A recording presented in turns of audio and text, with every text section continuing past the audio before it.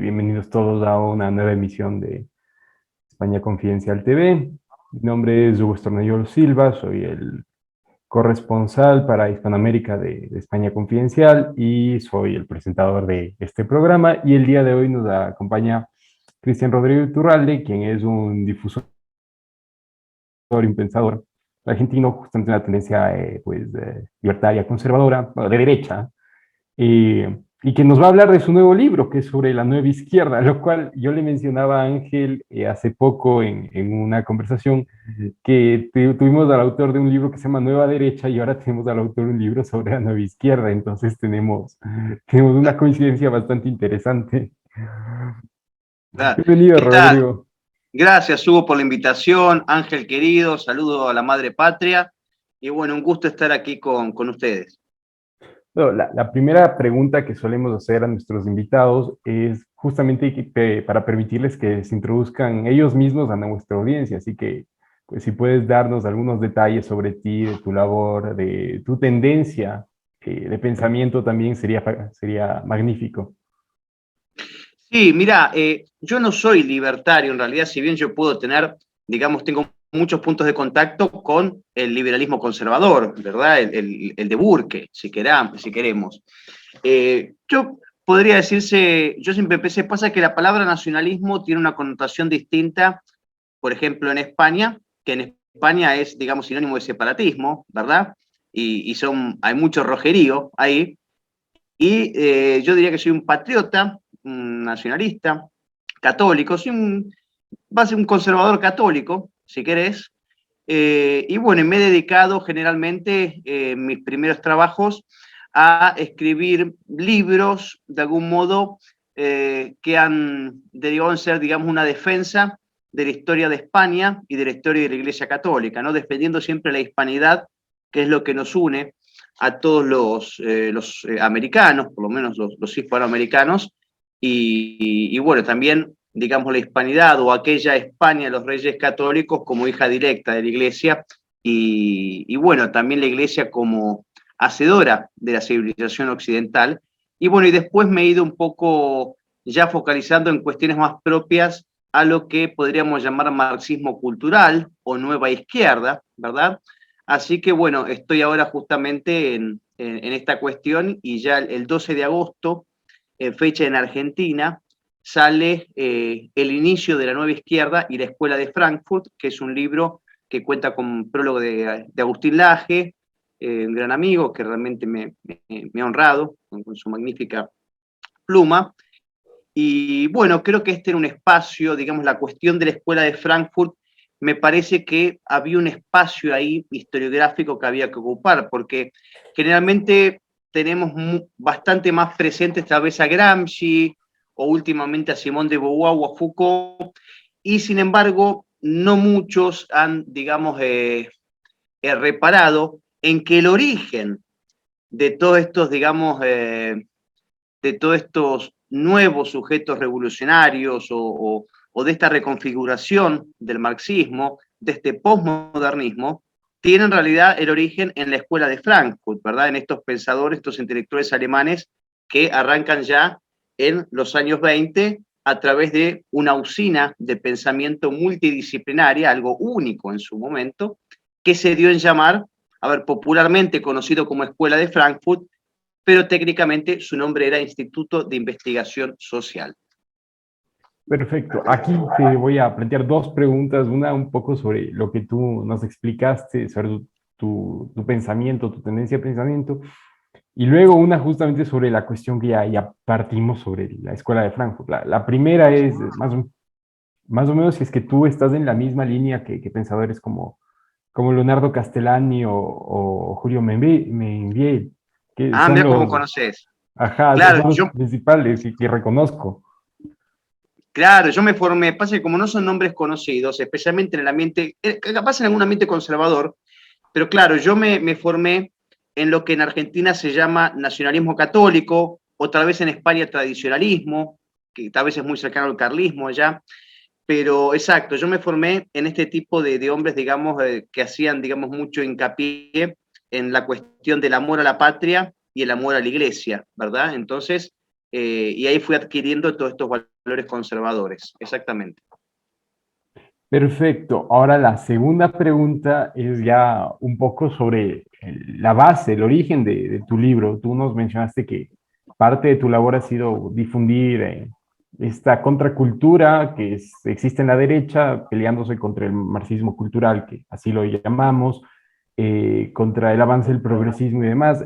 Y justamente quería preguntarte de dónde, cómo llegaste a este punto y cuál fue tu punto de quiebre con las ideas del establishment progresista, justamente para que te pongas a estudiar sobre la nueva izquierda.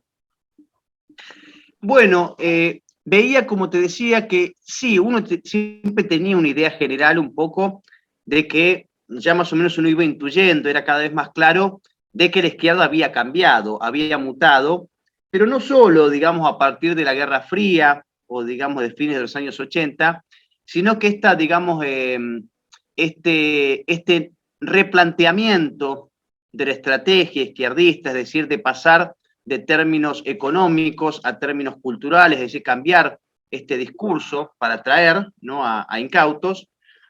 Bueno, generalmente uno había leído a Gramsci, yo por lo menos lo tenía bastante presente a Gramsci, ¿no?, como padre de la revolución cultural, ¿verdad? Como, digamos, esta metodología de cooptar la educación, ¿verdad? De cooptar la cultura para de ese modo poder ir, digamos, influyendo en la mentalidad de las personas y, digamos, de ese modo de las sociedades. Pero yo escuchaba cada tanto en alguna tertulia o intercambio que alguien mencionaba la escuela de Frankfurt, y cada vez escuchaba yo más a Marcuse, ¿no?, que es un personaje fundamental en todo este proceso de la izquierda.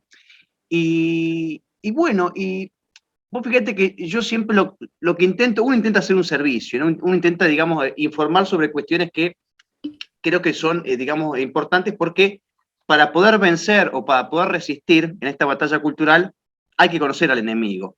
O sea, hay que conocerlo, digamos, con precisión.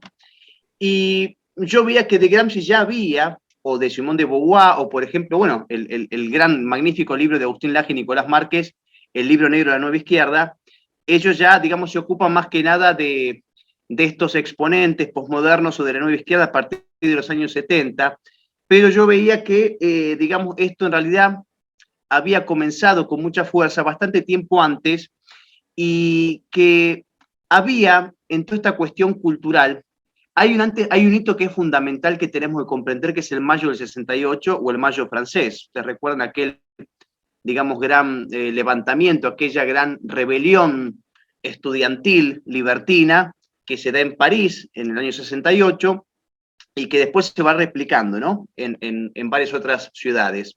Digamos, esto de drogas libres, hippies, sexo libre, todo ese tipo de cuestiones. Y entonces yo, estudiando ese fenómeno, que es un hito para la izquierda, el mayo del 68, puse a fijar, bueno, pero ¿quiénes son, digamos, quiénes fueron los hacedores, de algún modo, de este mayo del 68, o cuáles eran las figuras que estos estudiantes levantiscos, libertinos, glorificaban?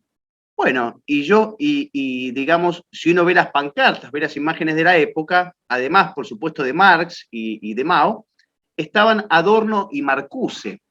Bueno, y Adorno y Marcuse son justamente dos de los exponentes principales, diría yo, de la escuela de Frankfurt, ¿no? A los que podemos sumar, no sé, Erich Fromm, que es el que introduce, digamos, la cuestión del feminismo, que algunos llaman feminismo radical, ya, digamos, utilizando la mujer como, digamos, un sujeto político, disruptivo, contestatario. Erich Fromm, que tiene sus teorías del matriarcado, y bueno, lo tenemos a Horkheimer, ¿quién más?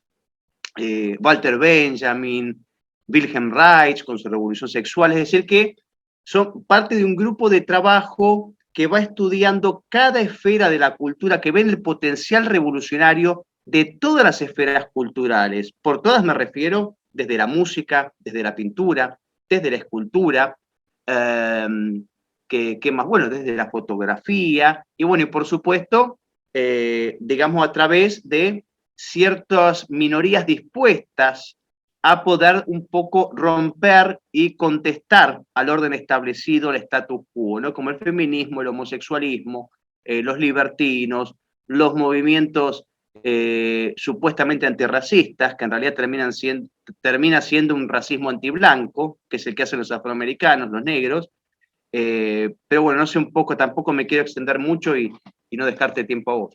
No, no, no hay problema. Aquí, justamente como mencionaste a Gramsci, quería preguntarte, en tu libro, ¿cómo valoras el planteamiento que hace Gramsci sobre la larga marcha hacia las instituciones, que es básicamente lo que hemos visto en los últimos 100 años y que ya estamos llegando a su cúspide, justamente con toda la normalización del progresismo y con la toma justamente de esta izquierda de las instituciones culturales, políticas y económicas a nivel global?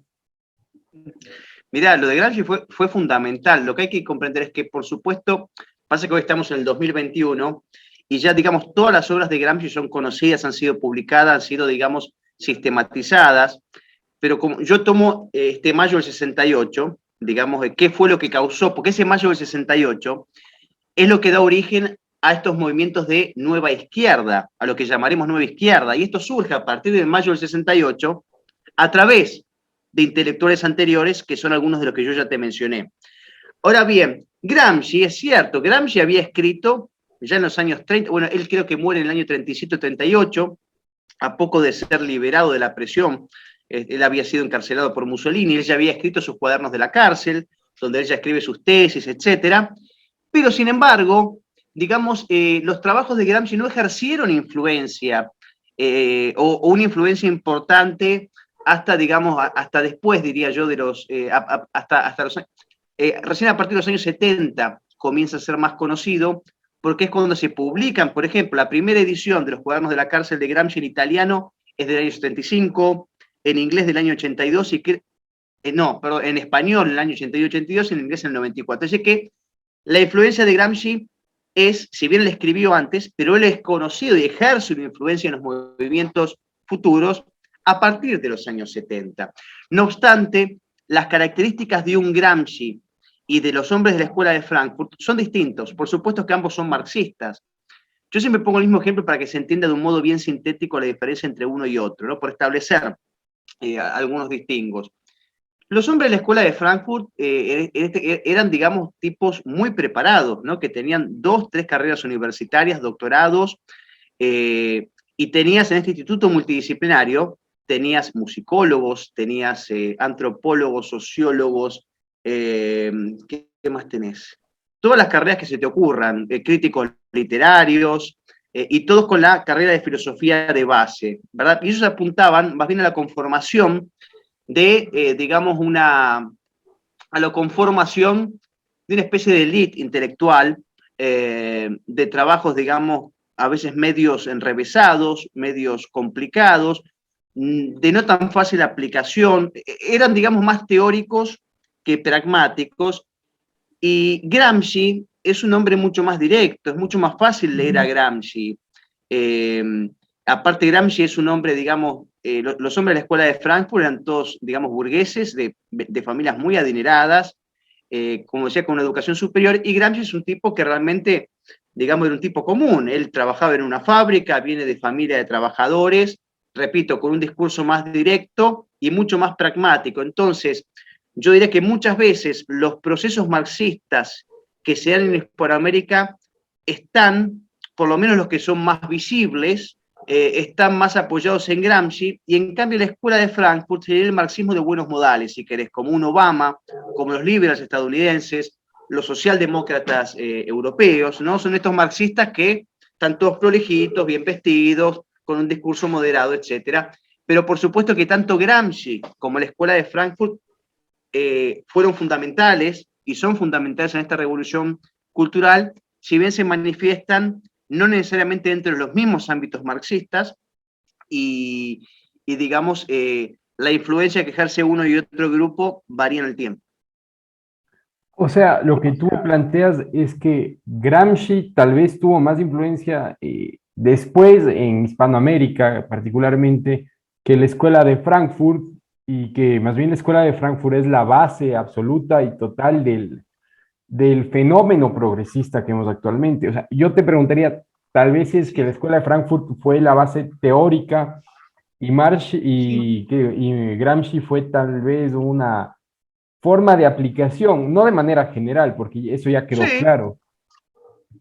sí, podría ser, pues si bien no tuvieron contacto entre ellos, pero fíjate que el propio Foucault, padre de toda esta basura del posmodernismo, Foucault, él tiene, digamos, él se reconoce incluso como, de algún modo, como discípulo de la escuela de Frankfurt y habla muy bien de la escuela de Frankfurt, ¿no? Como que los tiene como pioneros en toda esta batalla contracultural. Y esto es reconocido por Foucault y por tantos otros exponentes posmodernos o por el propio Derrida, etcétera.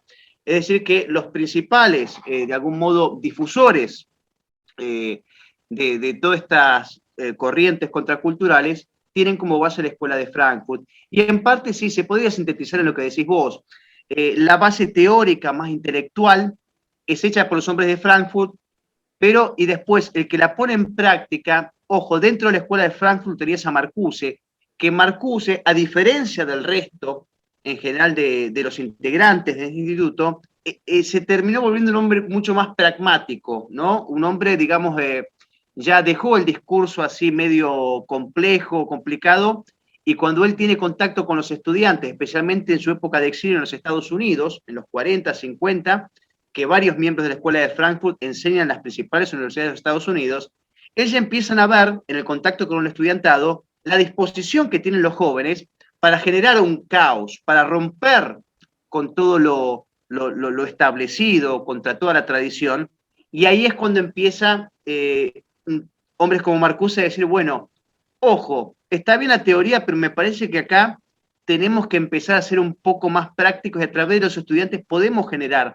digamos, alguna especie de rebelión inmediata que vaya generando, digamos, que vaya sembrando el terreno para una posterior revolución. Así que y dentro de la Escuela de Frankfurt tenés a Marcuse que hace ese trabajo, pero sí, Gramsci básicamente es mucho más directo. En general, no digo en todo, pero es mucho más directo.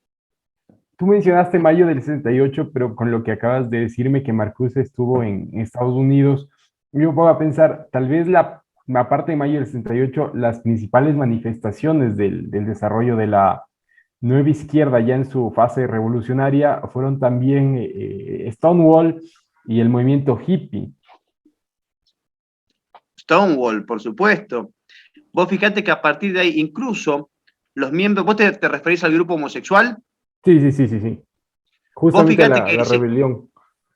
exacto, vos fijate que, y esto lo reconocen, yo lo cito en mi libro también, que los principales, digamos, los creadores y principales referentes de Stonewall, que Stonewall son los que organizan la primera marcha del orgullo gay, no me acuerdo qué fecha es exacta, pero digamos, en conmemoración a esa primera marcha del orgullo gay que hacen estos hombres de Stonewall a fines de los 60, es que con posterioridad hasta el día de hoy se ha ido celebrando el mismo día, ¿no? Ahora bien, los exponentes de este grupo Stonewall, estos, digamos, grupos homosexualistas violentos que causaban disturbios y que estaban muchas veces, digamos, emparentados con las Panteras Negras, este grupo de delincuentes de supremacistas negros, antiblancos, ellos se reconocen como herederos de Marcuse, de un libro específico de Marcuse que se llama Eros y Civilización. Es decir, que vos fijate que tanto en los movimientos feministas, porque Stonewall se hace fuerte y digamos todo este lobby o movimiento LGTB se hace fuerte a partir de los años 70. Lo mismo el feminismo. En mayo del 68, la cuestión del feminismo no era una bandera principal. Por eso Simone de Beauvoir no tuvo, ella, digamos, la apoyó, ves alguna carta de ella apoyando, pero ella no era una referente ahí. Pero bueno, pero justamente a través de libros como Eros y Civilización, y digamos, y bueno, varios otros libros que podría mencionar, si querés después lo seguimos hablando, es que van surgiendo, gracias a este mayo del 68 y gracias a lo que fueron sembrando distintos hombres de Frankfurt, surge el feminismo, especialmente a través de Eric Fromm, también contribuye Marcuse, el tema del homosexualismo, también con Marcuse.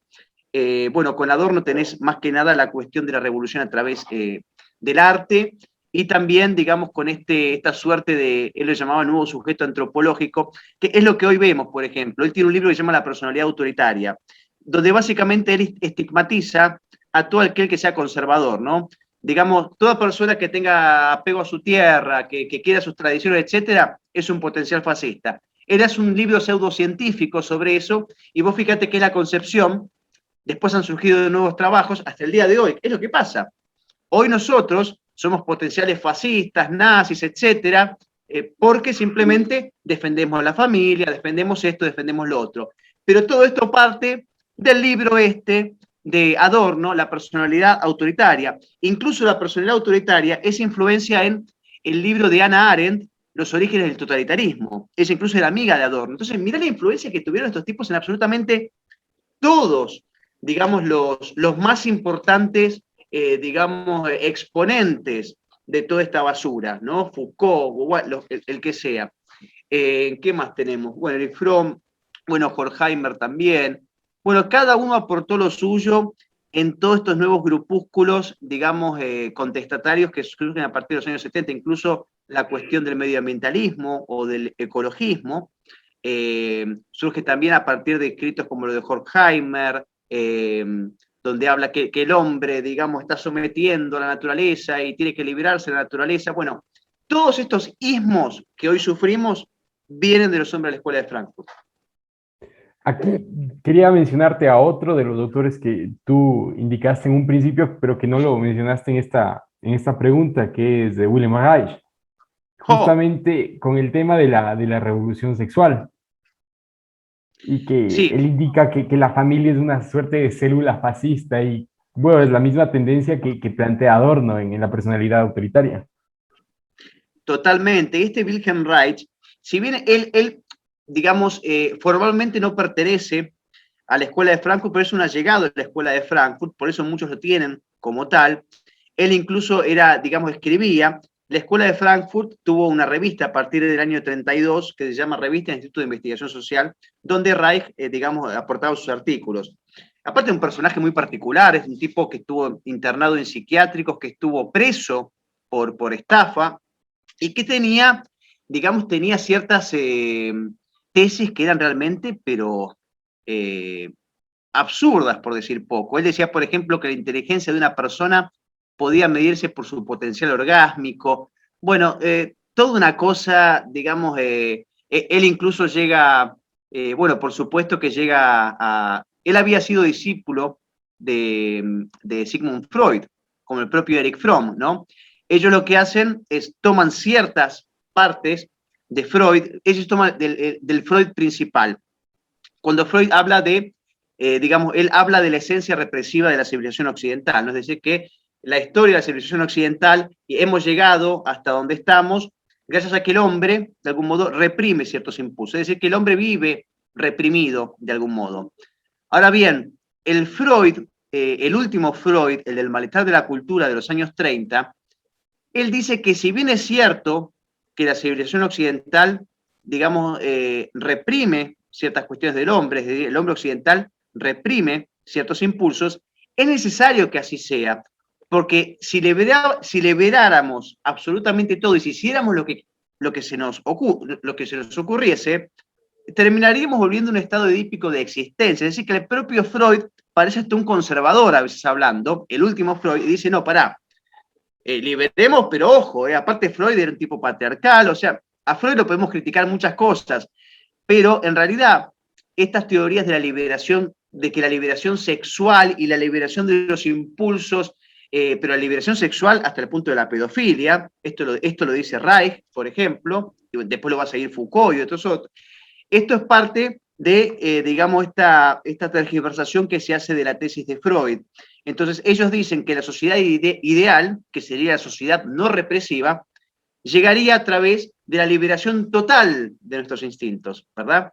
Y bueno, y después surgen, como te digo, los movimientos hippies de liberación sexual de los años 60, etcétera, y bueno, ahí ya ves eso de sexo libre y todo ese tipo de cuestiones, pero surge todo a partir de interpretaciones de los hombres de Frankfurt de cuestiones de Freud. Es decir, que aparte, digamos, los hombres de Frankfurt son los primeros que toman para la doctrina marxista, para poder comprender y poder contestar un poco el estado de situación, el psicoanálisis, ¿no? Que para entonces bastante novedoso, por eso incorporan ciertas cosas de Freud.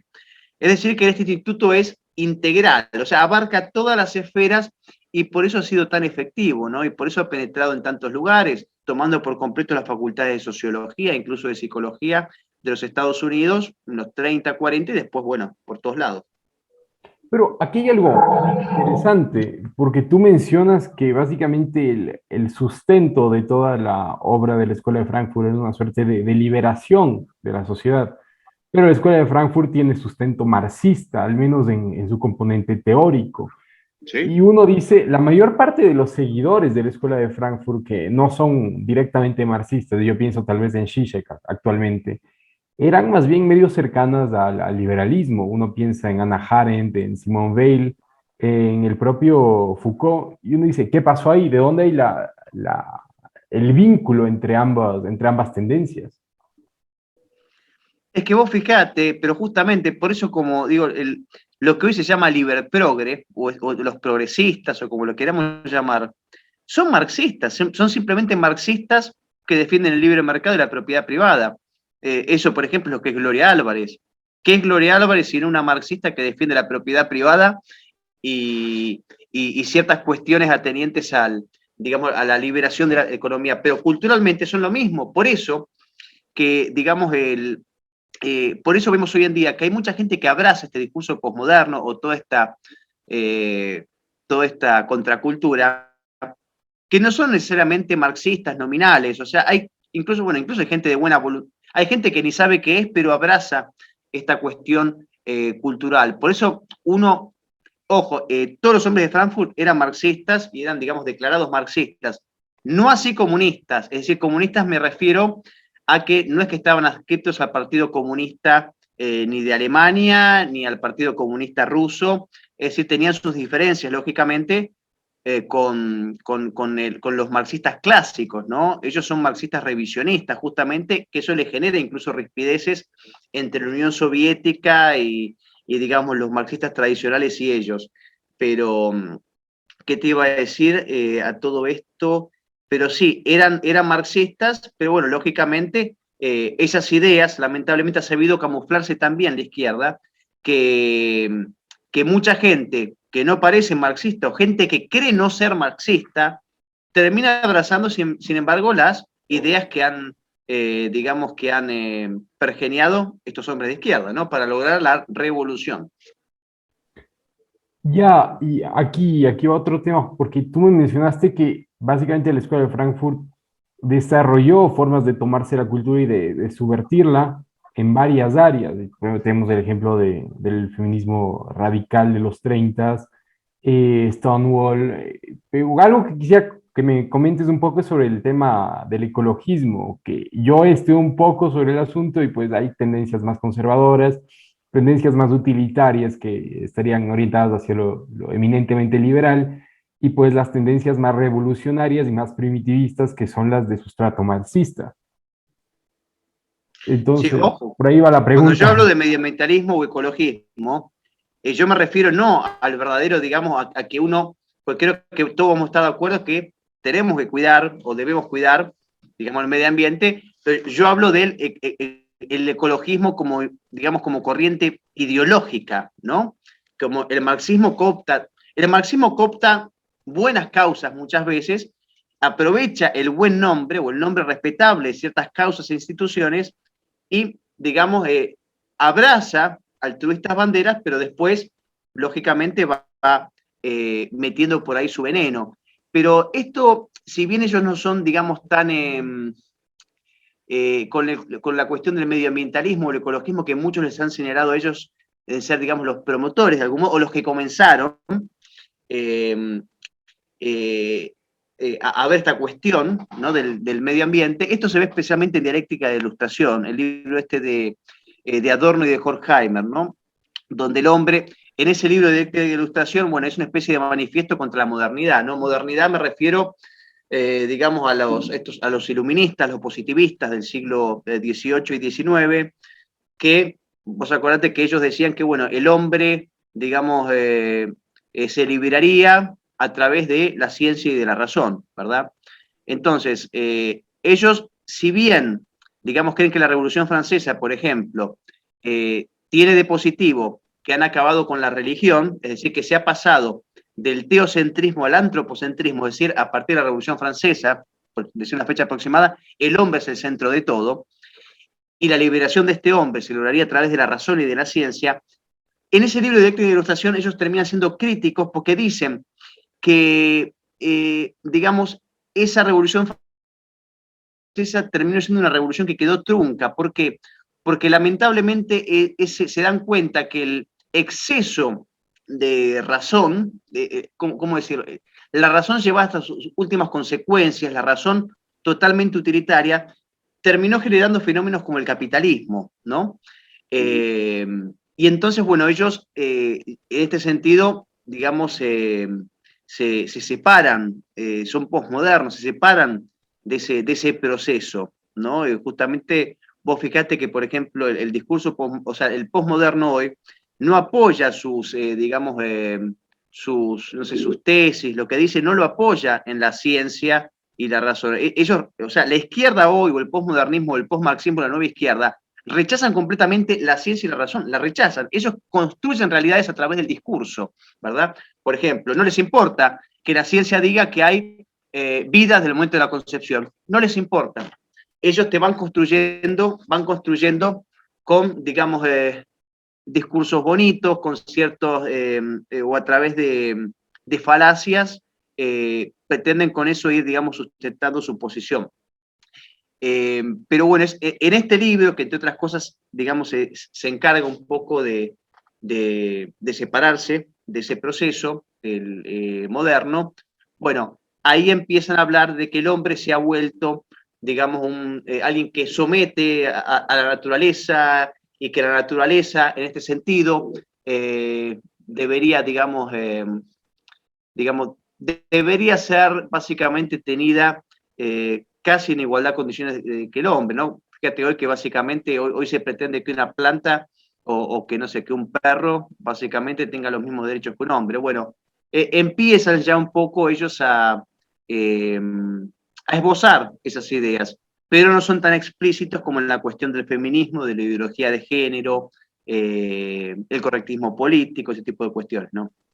Sí, como ya casi se nos está acabando el tiempo y para que también sea una Tranquilo. entrevista pues eficiente y funcional, yo quería preguntarte ya como conclusión, si es que tú consideras que para cualquier persona que esté en la derecha es correcto, es necesario leer los libros de la nueva izquierda de la Escuela de Frankfurt, y cuál sería una forma de compensar con nuestros propios pensadores la influencia de estos pseudointelectuales. Mirá, muy buena pregunta. Bueno, yo no creo que tengan que leer justamente todos los libros sobre la Escuela de Frankfurt. Primero que, salvo Marcuse, son todos libros que, créeme, que tenés que tener mucha paciencia y son digamos,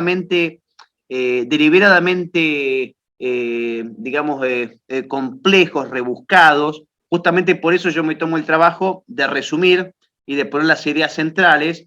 En este caso, por ejemplo, no sé, alguien que quiera estudiar a Gramsci, yo no le recomendaría que se lea los 37 tomos de la... No, que busquen un buen breviario o una buena recensión de Gramsci, etcétera, porque también no tenemos todo el tiempo del mundo. Tenemos que saber por lo menos lo esencial, lo fundamental, por lo menos de Gramsci, de la Escuela de Frankfurt, de la Escuela Francesa, del posmodernismo. Entonces yo recomendaría que busquen, digamos, algo donde se sintetice y que, este tipo de fenómenos, este tipo de cuestiones, de eventos, y sí es importante que la persona que sintetice esto, digamos, comulgue un poco con nuestras ideas, porque si no, no sabes qué te pueden meter, ¿verdad? ¿Y cómo contrarrestar esto? Bueno, un poco lo que estamos haciendo todos, lo que están haciendo ustedes, yo tantos otros, que es un poco ir difundiendo, ¿no? Ir contestando todos estos insentidos, ¿no? de la izquierda, estos nuevos postulados, de esta nueva agenda globalista, por ejemplo, que nos quieren imponer.